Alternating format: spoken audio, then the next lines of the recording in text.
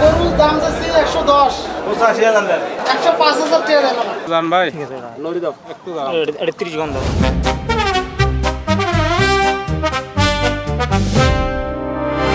আমরা এসেছি কুড়িগ্রামের প্রত্যন্ত চর অঞ্চলের যাত্রাপুর হাটে। এই হাটটিতে আসলে চরে লালন পালন করা গরু বিক্রি হয়। আমরা জানতে চাইব যে ছোট বড় আকারের বিভিন্ন রকমের যে গরু রয়েছে সেই গরুগুলোর দাম কী রকম। নৌকা থেকে নদীর ঘাটে নামানো হচ্ছে চরাঞ্চলে লালন পালন করা গরু, এরপর ভালো দামে বিক্রির জন্য নিয়ে যাওয়া হচ্ছে কোরবানির হাটে। জমে উঠতে শুরু করেছে কুড়িগ্রাম সদর উপজেলার যাত্রাপুর ইউনিয়নের ঐতিহ্যবাহী যাত্রাপুর হাট। ব্রহ্মপুত্র নদের তীরে এই হাটটিতে ভালো দামের আশায় নিজেদের উৎপাদিত পণ্যের পাশাপাশি গবাদি পশু বিক্রি করেন চরবাসী। কিন্তু এবার কোরবানির ঈদের জন্য প্রস্তুত করা গরু, মহিষ সহ অন্যান্য গবাদি পশুর দাম কম হওয়ায় হতাশ তারা। গরু বেচমু যে কাস্টমার নেই, দাম না করলে দেই কাক। দাম একটু কমে আছে। এদিক থেকে গরু বাইরে যায়, কিন্তু বাইরের বাড়ি না থাকার কারণে দাম তুলনামূলক অনেক কম। কেন পার্টি দেখতেছি না, আগে তো গতবার বাইরে পার্টি বহু ছিল, এবছর একটাও দেখি না। এই গত বছর খুব দাম কম, এবার তো গরু নেই না। মোটামুটি লসে আছে গরু ব্যবসায়ীরা, কারণ বাইরের দেশে গরু নিচ্ছে না, এখানে কিনলে নিয়ে যায় লস খাওয়া লাগে। আমরা লাভবান হইতে পারতেছি না, অনেক টাকা লসে আছি।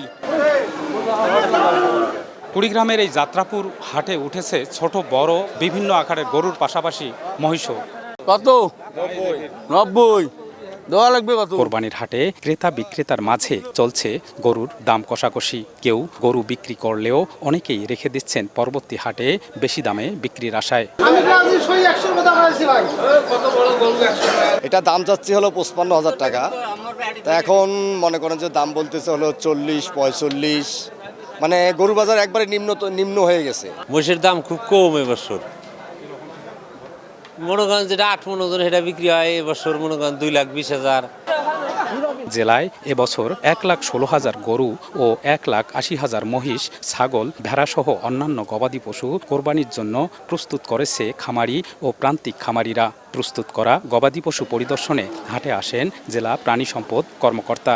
যে পশুগুলি আসছে এ পশুগুলি মোটামুটি সুস্থ সবল, এবং এগুলি যারা ক্রয় করবেন তারা সুস্থ সবল পশু ক্রয় করতে পারবেন।